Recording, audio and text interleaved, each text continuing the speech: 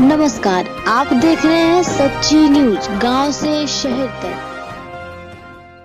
सम्मान के साथियों, बाबा डॉक्टर अम्बेडकर ने कहा कि देश के संविधान तभी अच्छा चल सकता है जब शासक अच्छा हो। क्या शासक अच्छा आया? नहीं आया। तो जिम्मेदारी किसकी है?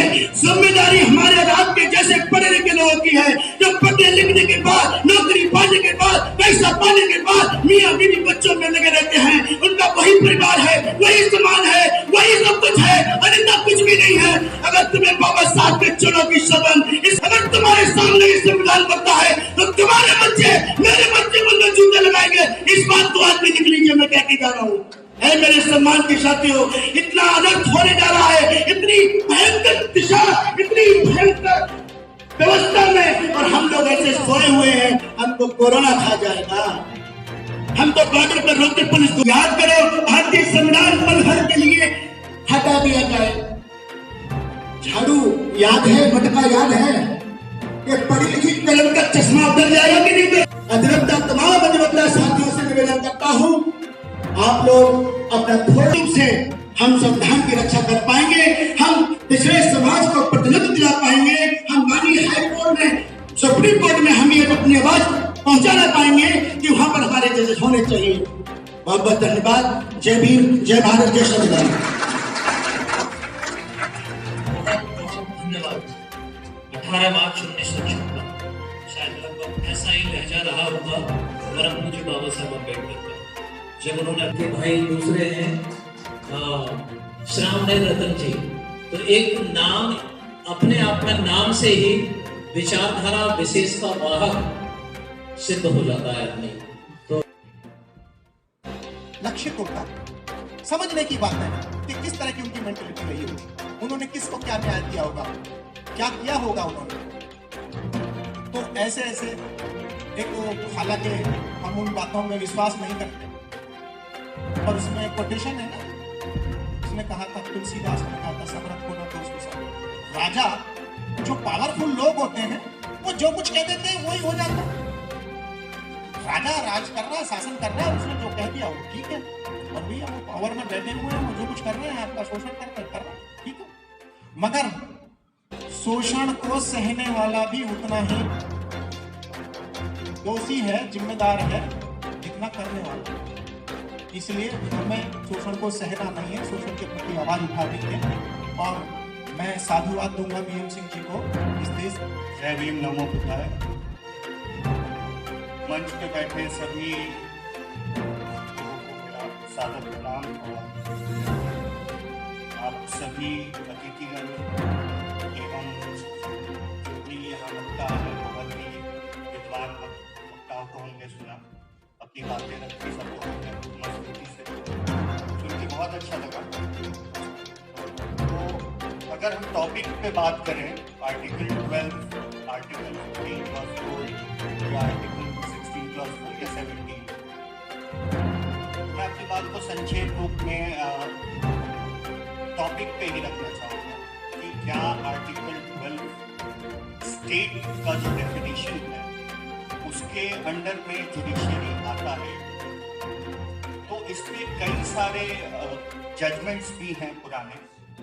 अगर हम प्लेनली जुडिशरी की बात करें तो जुडिशरी में कहा गया है कि फंक्शन जो है, कोर्ट के अंदर का जो फंक्शन है वो स्टेट के दायरे में आएगा, क्योंकि जो एडमिनिस्ट्रेटिव प्रोसेस होता है, जैसे हायरिंग का सिस्टम, जजेस क्लर्क को हायर करते हैं, या जो स्टेट के अंदर जो सैलरी दी जाती है तो वो स्टेट के अंदर आती है। तो सारे प्रोसेस को स्टेट माना गया है, लेकिन जुडिशियल फंक्शन को स्टेट नहीं माना।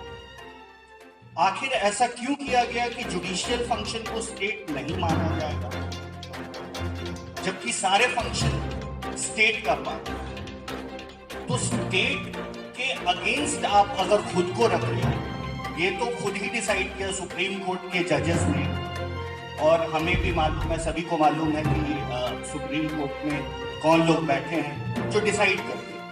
वो अपने ही फेवर में डिसाइड कर रहे हैं कि judiciary is not part of the state, ये judicial process will not be the subject of state.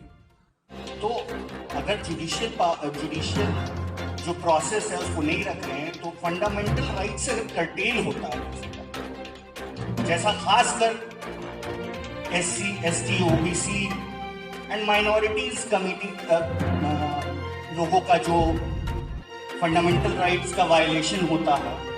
तो ऐसे सिचुएशन में जब जुडिशियल प्रोसेस का पार्ट है, अगर जुडिशियरी अगेंस्ट में कोई डिसीजन देती है, उन फंडामेंटल राइट्स के वायलेशन के अगेंस्ट में ऑर्डर पास करती है, तो एक वो जुडिशियल प्रोसेस क्योंकि स्टेट का पार्ट नहीं है तो ये खुद को अपने आप को बचा रहा है। और अगर ये स्टेट का पार्ट नहीं है तो क्या ये स्टेट से ऊपर है? ये क्या कहना चाह रहे हैं कि स्टेट से ऊपर है? तो फिर सैलरी स्टेट को यही दे, सब कुछ यही कि ये खुद को स्वघोषित राजा मतलब पब्लिक के बीच में एक मान है कि हमारे ऊपर कोई नहीं है, हम स्टेट से ऊपर हैं।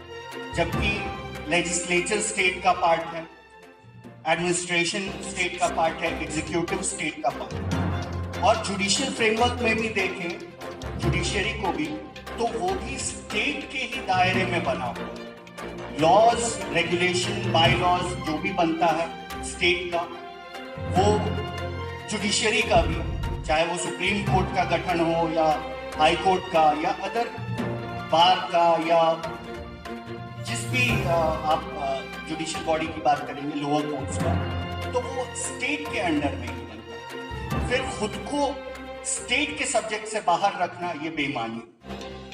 तो ये लोग जानबूझ के ऐसा कर रहे हैं ताकि जो डिप्राइव्ड क्लास है, जिन लोगों के साथ शोषण होता है, उसके खिलाफ ये कानून में कुछ भी छेड़छाड़ करके बच सके। और सबसे बड़ी चीज है कि आर्टिकल 15 क्लॉज 4 या 16 क्लॉज 4 या 17 की भी बात करूं मैं, तो जब हम बात करते हैं मानसिकता की, बहुत ही सिंपल। सच्ची न्यूज की सभी खबरों को लगातार देखने के लिए चैनल को सब्सक्राइब करें, साथ ही बेल आइकन को प्रेस करना ना भूलें।